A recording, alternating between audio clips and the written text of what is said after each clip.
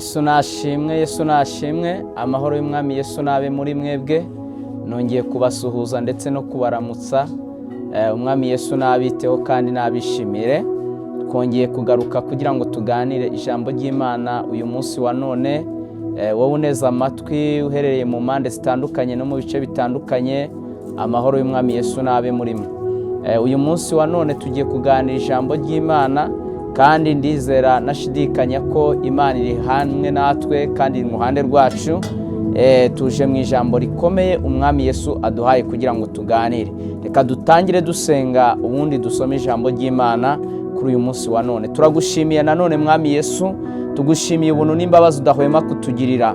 Tugwaye ikaze muri iki kiganiro cy'ijambo ryawe. Reka urukire kubana na buri umwe wese mu izina rya Yesu. Uneza amatwi, ategeye amatwi ubutumwa bwiza bw'ijambo ry'uyu munsi wa none. Ndasenze kugira ngo amaboko y'Imana abe kuri we. Urwaye ubashe kumukiza, uremerewe mu mutima abashe kuruhurwa nawe, utagira kirengere arengerwe nawe, ube mutabazi w'abatagira gitabara, ube umurengezi w'abatagira kirengera, umuvugizi w'abatagira kivugira. Turasenze ngo ukuboko kw'Imana kuboneke ku ruhande rwa buri umwe wese Mana. Turasenze ngo imbaraga z'Imana isumba byose n'umwuka w'Imana be mu ruhande rwabo. Icyo duhagaritse n'imbaraga mbi, duhagaritse abadayimoni n'abazimu, duhagaritse ubutware bwose bw'umwijima. Umucyo w'itangaza y'Uwiteka Imana ibe mu mitima y'abantu bawe. Tugushimiye kuko uri Imana y'amasezerano, Imana ivuga bikaba, Imana itegeka bigakomera. Nuhabwe icyubahiro kuko uri umurengezi ubuzima n'ubugingo bwacu. Ni mu izina rya Yesu Kristo umucunguzi wacu, amen. Wowe uneza amatwi, kuri uyu munsi wa none tugiye kuganira ijambo ry'Imana. Ni ijambo rifite intego ivuga ngo rinda iby'agaciro, rinda icy'agaciro Imana iguhaye, rinda icy'agaciro Imana iguhaye.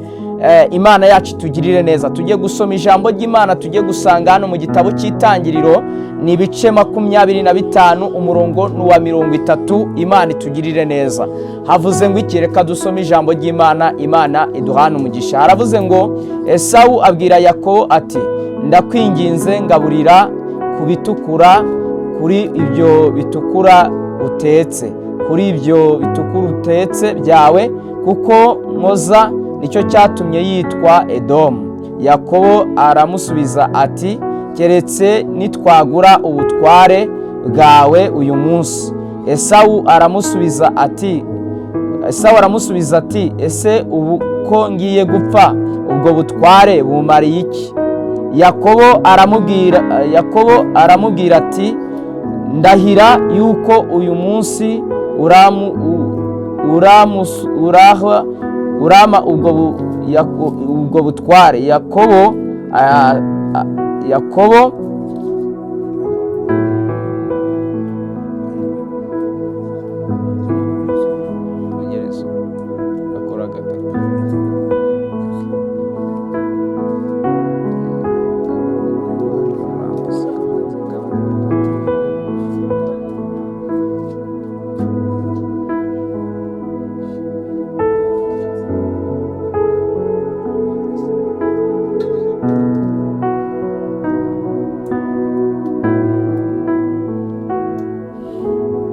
Reka dusome iri jambo, Imana itugirire neza. Yavuze ngo Esawu abwira Yakobo ati, ndakwinginze ngaburira ku bitukura utetse, kuri ibyo bitukura byawe, kuko nkoza nicyo cyatumye yitwa Edomu. Yakobo aramusubiza ati, keretse nitwagura ubutware bwawe uyu munsi. Esawu aramusubiza ati, ubuse ko ngiye gupfa ubwo butware bumariye iki? Yakobo aramubwira ati, ndahira uyu munsi. Aramurahira, agurira Yakobo ubutware bwe. Yakobo aramubwira ati, ndahira uyu munsi. Aramurahira, Yakobo agura ubutware bwe. Yakobo aha Esawu umutsima n'ibishyimbo bitetse, ararya aranywa arahaga, ariko arahaguruka aragenda. Esawu asuzuguza ubutware bwe. Imana itugirire neza. nshuti bakundwa bene data, nshuti y'umusaraba wa Kristo, uyu munsi wa none tugiye kuganira ijambo ry'Imana rifite intego ivuga ngo rinda icy'agaciro Imana iguhaye. Rinda icy'agaciro Imana iguhaye niryo jambo tugiye kuganira. Aya magambo dusomye ku nkuru z'abahungu ba Aburahamu babiri, uwo bita Yakobo n'uwo bita Esawu. Esawu Bibiliya igaragaza ko ari we gakuru kuko bano bana bavutse ari abana b'abahungu ariko bavuka ari impanga. Bibiliya igaragaza yuko Esawu rero ari we gakuru kuko ari we wavutse mbere, Yakobo agakurikiraho. Bibiliya itubwira ku nkuru z'abahungu, bivuze ko bano bana bakimara kuvuka baje gukura kugeza n'igihe buri muntu wese ahitiyemo imirimo y'ibyo akwiriye gukora. Bibiliya ivuze ngo iki? Bibiliya itubwiye amagambo akomeye. Bamaze gukura, Esawu ahinduka umuhigi, ajya guhiga, ahinduka umuhigi wo mu mashamba, akajya ahiga inyamaswa, ndetse ibyo ngibyo ngo se akanabimukundira kuko yajyaga ajya ku muhigo w'umuhungu we ngo yarangiza akanezerwa. Rebeka nawe Bibiliya iratubwira ngo nuko Yakobo ahinduka umutunzi ndetse n'umuhinzi, ngo uyu mudamu Rebeka ngo akajya ajya ibyo kurya bya Yakobo ngo nawe akanezerwa, akagubwa neza, ngo agakunda Yakobo cyane. Bibiliya itubwira ngo bari bamageze mu gihe cyo guhitamo ibyo bakwiriye gukora. Muri iki gihe rero Bibiliya itubwiye ko bamaze gukura, bamaze guhitamo ibyo bakwiriye gukora. Bibiliya itubwira ngo nuko Esawu umunsi umwe ngo ava guhiga, ataha nta muhigo acyuye. Bibiliya itubwiye ngo nuko atashe nta muhiga acyuye, asanga Yakobo ngo atetse ibitukura, ari byo bishyimbo. Bibiliya itubwira ngo nuko Esawu abwira Yakobo ngo ndashaka ume ku bitukura byawe. Yakobo aramubwira ngo kugira ngo mbiguhe keretse nubasha kuma ubutware bwawe. Imana yacu tugire neza, nubungurisha ukabuma ndaguha ku bitukura. Shatse turi ku ntego ivuga ngo rinda icy'agaciro Imana iguhaye, rinda icy'agaciro kandi unagisobanukirwe, umenye ko ari icy'agaciro mu buzima bwawe. Niba Imana iguhaye agakiza, karinde kuko ari ko k'agaciro. Niba Imana iguhaye kumenya Kristo, menya yuko ukwiriye kurindira Kristo mu mutima wawe kuko ari we w'agaciro. Rinda icy'agaciro Imana iguhaye. Ubuzima utuyemo ni ubw'agaciro mu buzima bwawe. Imibereho ubayemo nibwo bw'agaciro, nicyo cy'agaciro ufite. Abana ufite nicyo kintu cy'agaciro ufite. Rinda icy'agaciro Imana iguhaye, Imana itugire neza. Niba ari ubuzima utuyemo uyu munsi, burinde kuko aribwo bw'agaciro Imana iguhaye. Bibiliya itubwiye ngo iki? Bibiliya itubwiye ngo kuko Yakobo yari azi icy'agaciro mu buzima bwe, Esawu ava guhiga nta kintu afite, ariko kandi yari atazi n'icy'agaciro Imana imuhaye. Yari afite ubutware bwamuheshaga kuzagera ku byo agomba kuzageraho byose, ariko ntabwo yari azi ko ari cyo kintu cy'agaciro asigaranye ubwo yari arimo avuye guhiga ntacyo afite. Bibiliya itubwiye ngo Yakobo asanga atetse ibishyimbo, ngo Esawu aramubwira ngo mpa ku bitukura byawe. Bibiliya iratubwiye ngo nuko Yakobo aramubwira ngo keretse nungurisha ubutware bwawe nibwo mbona kuguha ku bitukura byanjye, kuko ibyo bitukura byanjye nicyo kintu cy'agaciro mfite, nanjye sinagitangira ubuntu rero utabashije kungurisha iki? Ubutware bwawe. Ngo Esawu Bibiliya itubwiye ngo aramusubiza ati ubundi se bumariye iki ko ngiye gupfa? Ubundi ubutware bumariye iki? Nshuti y'umusaraba wa Kristo, abantu benshi bagurishije agaciro k'ubuzima bwabo kubera kutamenya agaciro kabo. Abantu benshi bagurishije imibereho yabo kubera ko batamenya icy'agaciro kabo. Nshuti y'umusaraba neza amatwi, niba uri umusore uneza amatwi, rimenya icy'agaciro Imana iguhaye ukirinde, kandi ukirinde abagishaka. Niba uri umubyeyi, rimenya icy'agaciro Imana iguhaye kandi ukirinde mu izina rya Yesu. Rinda icy'agaciro Imana iguhaye mu izina rya Yesu Kristo w'i Nazareti. Bibiliya iratubwiye ngo nuko Esawu aramubwira ngo ntacyo ubutware bukimariye kuko n'ubundi naringiye gupfa nta kintu bigize gute bumariye. Ngo nuko Yakobo aramubwira atumva utanzanaho iby'amanyanga, banza undahire koko niba ubyemeye ko ubutware uri bubume, nanjye nge naguha ku bitukura. Bakundwa bene data, wowe uneza amatwi, ndaganira n'urubyiruko rwo muri iyi minsi ya none. Tubonye abana b'abakobwa, abasore muri iki gihe cya none barimo kugenda bagurisha icy'agaciro bafite, bakagurisha ubwari bwabo ari abana b'abakobwa, rimwe na rimwe bakabugurisha ku bintu bidafututse kuko batazi icy'agaciro Imana igize gute ibahaye. Turi ku ijambo rivuga ngo rinda icy'agaciro. Wowe uneza amatwi, aho uherereye hose, rinda icy'agaciro Imana igize gute iguhaye mu izina rya Yesu Kristo w'i Nazareti. Biratubwira ngo nuko aramurahira, ngo Esawu arahira Yakobo, ngo arangije kumurahira Yakobo ngo amuha umutsima n'ibishimbo, ngo nuko arangije ararya arahaga. Mukundwa mwene data, ifunguro ry'umunsi umwe rye kugutandukanya n'Imana. Ifunguro ryo mu gihe gitoya rye kugutandukanya n'umugambi w'Imana. Imana igufiteho umugambi muremure wo kuzakugirira neza. Imana igufiteho umugambi muremure wo kuzakwagura. Imana igufiteho umugambi muremure wo kuzakugeza isi itakugeza.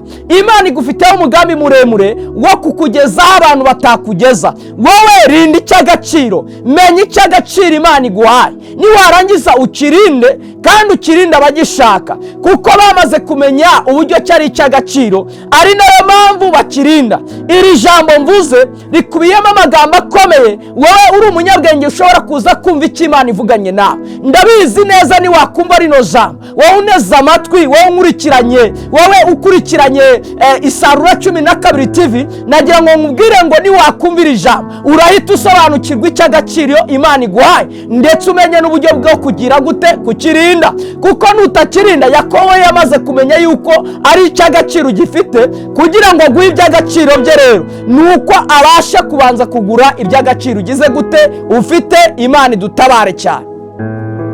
Bibiliya ijambo ry'Imana riratubwiye ngo nuko Yakobo ngo arangije ngo amuha ibishimbo n'umutsima, ngo arajya aranywa arahaga, ngo arangije ngo arahaguruka ngo aragenda, ngo nuko yasuzuguje iki? Ubutware bwe. Imana itugirira ubuntu cyane.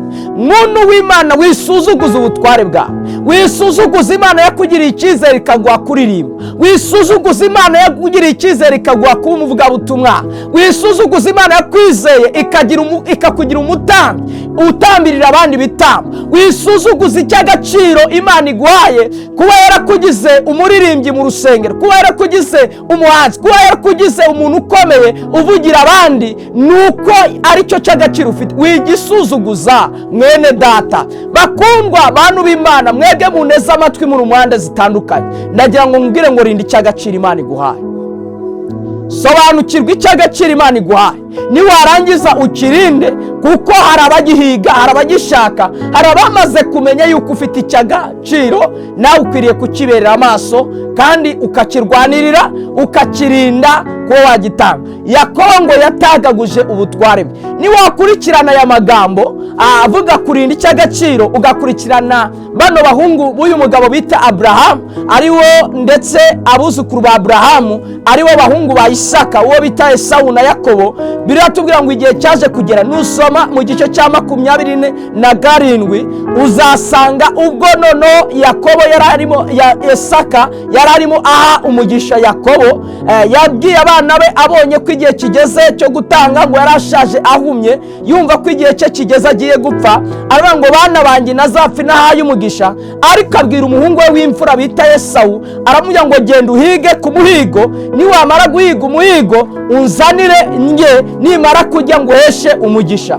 Bibiliya itubwira ko Esawu ngo yese agenda ajya guhiga, ngo nuko Rebeka agenda aganiriza umuhungu we Yakobo, aramubwira ngo so agiye gutanga umugisha, none genda uteke inyama ziryoshye, niwarangiza uze nshyire so mugaburire, noneho aguheshe umugisha.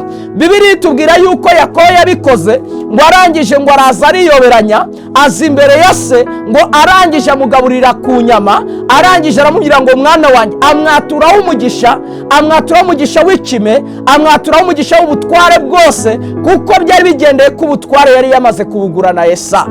Biratubwira ngo nuko Esawu atahutse ashira se, aramubwira ngo data nanjye nshaka umugisha. Isaka aramubaza ngo mwana wanjye urinde?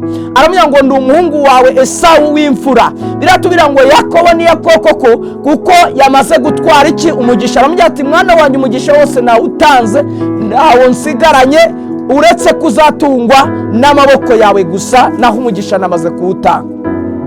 Namenye naho ya Esawu arirarira cyane kuko umugisha watanzwe, ariko ntiyamenya ko yawutanze kera ubwo yagurishaga iki? Ubutware bwe. Nshuti y'umusaraba, tubonye abantu benshi barira, bari kurizwa no kwicuza yuko icy'agaciro cyabo bagipfishije iki ubusa. Uzasanga muri iki gihe cya none, muri generasiyo turimo, mu gihe duhagazemo, uzasanga abana benshi barimo bararira bamaze kurizwa n'ubwari bwabo bamaze gutanga, kubera yuko babutanze batazi ko ari ubw'agaciro. Muntu w'Imana, uzasanga abakozi b'Imana, abavugabutumwa, abahanuzi, abantu benshi batandukanye mu nzego zigiye zitandukanye, baramaze gucuruza iby'agaciro kabo, barangiza bakicuza nyuma yuko bamaze kugira gute kubitanga. Rinda icy'agaciro Imana iguhaye, cyubera amaso, kirwanirire, we kugitanga kuko hari ugishaka wamaze kumenya ko ari icy'agaciro. Rinda iby'agaciro Imana iguhaye. Uyu munsi wa none Imana ivuganye nawe ngo rinda icy'agaciro Imana iguhaye. Wowe uneze amatwi uri mu mpande zitandukanye z'isi, muri mu migabane itandukanye, wowe ubasha kumva iri jambo ry'Imana. Imana ivuganye nawe ngo rinda icy'agaciro iguhaye. Yakobo yamenye icy'agaciro Imana yamuhaye, nicyo cyatumye adaha mukuru wiwe ku bitukura byiwe ntacyo amugurishije. Arangije amugurisha amuha kubitugura amaze kumuha ubutware. Ariko Esawu we ntiyamenye icy'agaciro Imana yari imuhaye, ari nacyo cyatumye avuga ngo ubundi se bumariye iki, ubwo butware bumariye iki, ubundi se simpfuye, mfuye nabufite, ubu se ngiye kurenda mpfa ubwo butware budahari. Ngo arangije amuya ngo ntacyo bumariye, ngo aramurahira arenda agurisha iki ubutware bwe. Nshuti y'umusaraba, menya yuko kabone n'ubwo uri mu minsi igoye, kabone n'ubwo uri mu buzima buruhije, kabone n'ubwo uhuye n'inzara, kabone n'ubwo uhuye n'ubukene, kabone n'ubwo uhuye n'ingorane zitandukanye, kabone n'ubwo uhuye n'amakuba, kabone n'ubwo uhuye n'ibyago, ariko menya ko ufite icy'agaciro ejo kizakugeza kure. Imana itugirira ubuntu cyane. Narivuganye nawe ngo rinda icy'agaciro Imana iguhaye mu izina rya Kristo Yesu. Wowe wari uneze amatwi, wari unkurikiranye, dukurikiranye kugira ngo tuganire ijambo ry'Imana. Ni iryo jambo Imana yari impaye ngo nkugezeho. Wowe wari uteze amatwi, utegeye amatwi ubutumwa bwiza, habwa umugisha n'Imana. Rinda icy'agaciro Imana iguhaye. Reka dusenga Imana. Ndagushimiye Mwami Yesu, gushimiye kuko uri umwami n'umukiza, gushimiye ko mwene data wari uneze amatwi yumvishije ijambo uvuganye n'umutima wiwe. Wari umubwiye ngo narinde icy'agaciro Nyiringabo Imana iri mu ijuru. Niba ari umuvugabutumwa arinde iby'ivugabutumwa by'agaciro ke, niba ari umuhanuzi narinde iby'ubuhanuzi by'agaciro ke, niba Mwami Imana ari ucuruza narinde iby'ubucuruzi bwe kuko ari byo by'agaciro Imana imuhaye. Ndasenze mu izina rya Yesu, umuntu wese mu rwego arimo, umuntu wese mu gice aherereyemo, umuntu wese mu cyiciro ahagazemo, Mana ndamusengeye muhe kumenya icy'agaciro umuhaye, kandi umuhe kukibera amaso no kukirinda mu izina rya Yesu Kristo. Ndasengeye mwene data, nubwo yari ari mu buzima burwaye, nubwo yari ari mu buzima buruhije, nubwo yari ari mu buzima buremereye, nubwo yari ari mu buzima bubi, turasenze Nyiringabo, tanga imbaraga zo kugira ngo abantu barinde iby'agaciro wari ubahaye mu izina rya Yesu Kristo. Turagushimiye kuko uri Imana y'amasezerano, Imana ivuga bikaba, Imana itegeka bigakomera. Ni mu izina ry'umucunguzi wacu Yesu tubisabye twizeye, amen. Nimuhabwe umugisha n'Imana. Shalom, turabakunda cyane.